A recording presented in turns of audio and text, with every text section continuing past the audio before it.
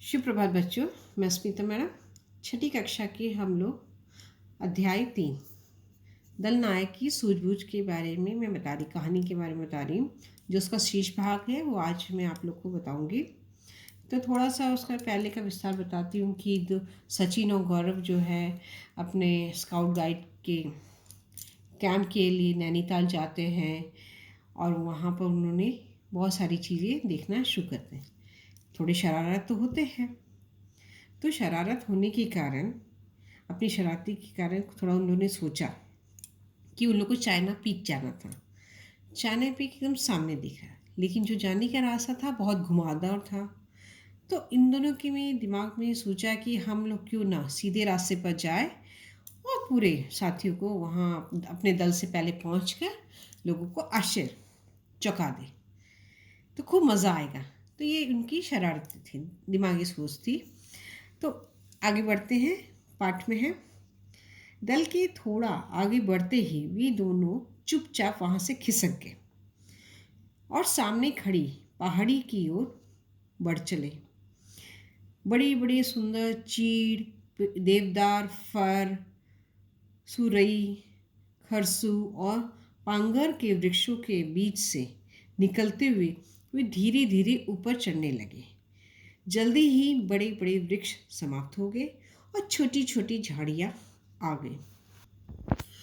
अब आगे क्या होता है कि उन लोग वहाँ से चुपचाप निकल गए और सामने वाले रास्ते में पकड़ लिए। तो वहाँ पहले बहुत बड़े बड़े वृक्ष आए, फिर सारे वृक्ष खत्म होने के बाद छोटी छोटी झाड़ियाँ आना शुरू हुई। अब सचिन और गौरव थक गए थे। उन्होंने नीचे झांक कर देखा तो वे काफ़ी ऊंचाई पर पहुंच गए थे। उनके साथी भी आगे बढ़ चुके थे।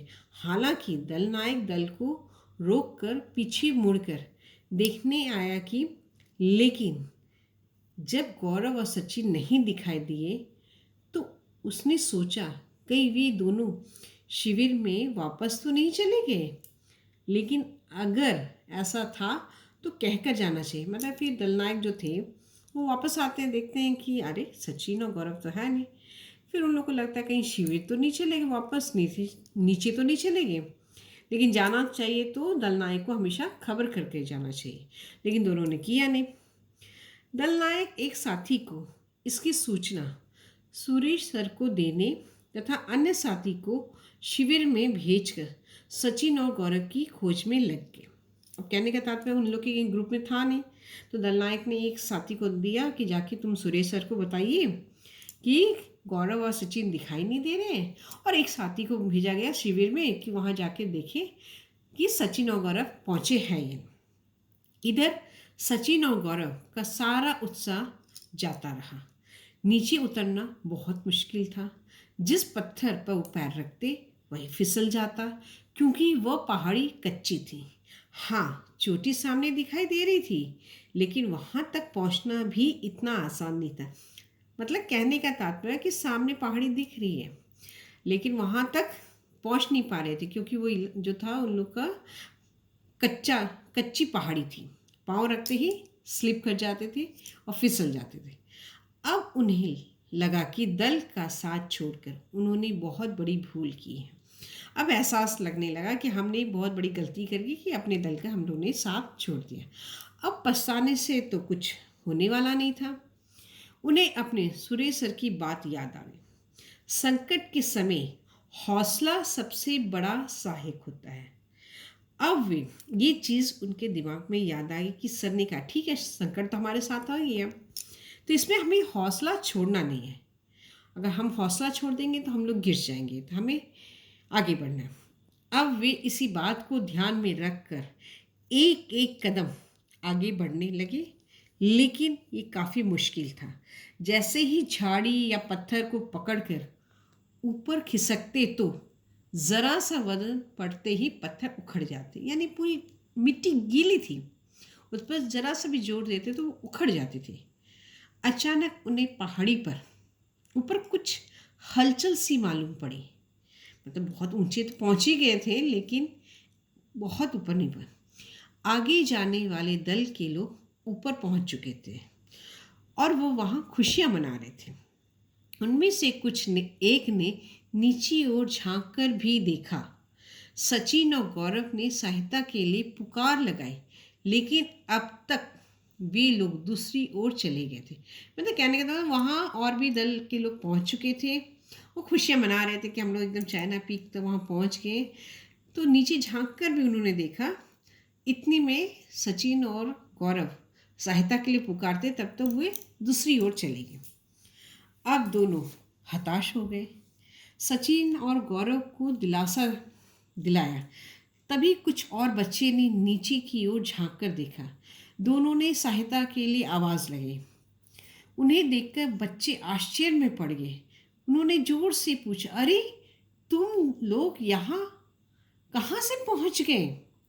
सचिन और गौरव लगभग रुआंसे स्वर में बोले, हम गलत रास्ते में आकर यहाँ फंस गए हैं, हमें बचा लो। तो और भी बच्चे आए, झांक कर देखने लगे और उन्होंने कहा कि अरे तुम लोग यहाँ कैसे पहुँचे? तब बेचारे अब पछता तो रहे थे दोनों, सचिन और गौरव। उन्होंने कहा कि हम गलत रास्ते में आकर फंस गए, हमें बचा लो। ऊपर पहुँचे दल के नायक राजीव ने स्थिति को समझा और दिलासा देते हुए तत्काल उनकी कमर में रस्सियाँ निकाली। जब स्काउट गाइड के लोगों मैं बताई थी पहले कि छोटी छोटी सामान उन लोग लेके चलते हैं हमेशा, तो उसी तरह उन्होंने, जो राजीव थे दल के जो नायक थे, उन्होंने रस्सी निकाली। क्योंकि ये दूसरे दल थे, उनके अपने दल के नहीं।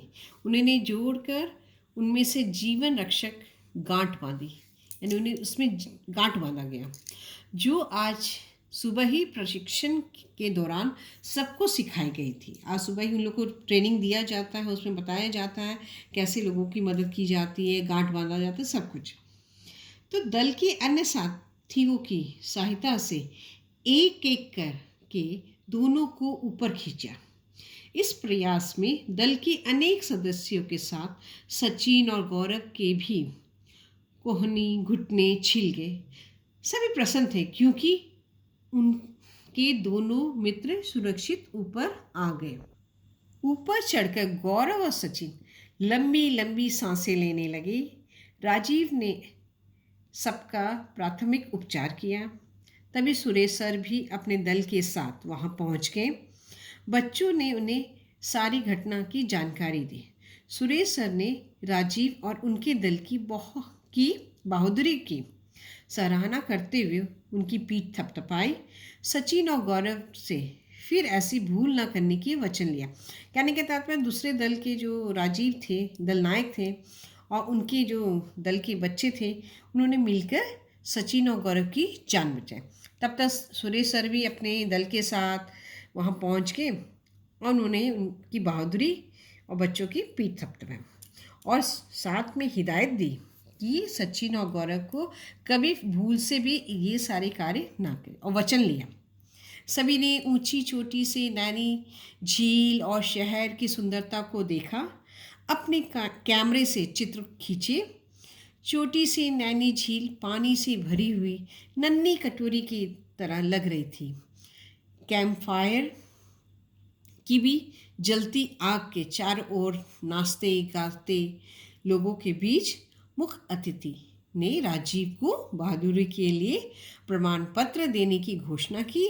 तो सभी बच्चे खुशी से झूम उठे, यानी उन्होंने बहुत साहस का काम किया और कैंप फायर रात के समय आग जलाकर, और जो मुख्य अतिथि आए उन्होंने राजीव को प्रमाण पत्र दिया, मतलब बहादुरी के लिए। तो सारे बच्चे बहुत खुश हो गए। तो बच्चों, ये कहानी थी कि दल नायक अगर उस समय अपनी सूझबूझ से सचिन और गौरव को नहीं निकालते तो शायद सचिन और गौरव अपनी खाई में गिर जाते, पहाड़ों से नीचे आ जाते। और यहाँ पर ये भी सीख मिली है, कभी भी हमें कहीं भी जाए तो अपने बड़ों का कहना मानना चाहिए, अपने दल नायक का कहना मानना चाहिए। क्योंकि अगर हम अपने दल नायक का कहना नहीं मानेंगे तो हम रास्ता भटक जाएंगे, सचिन और गौरव की तरह। तो बच्चों, ये कहानी समाप्त होती है।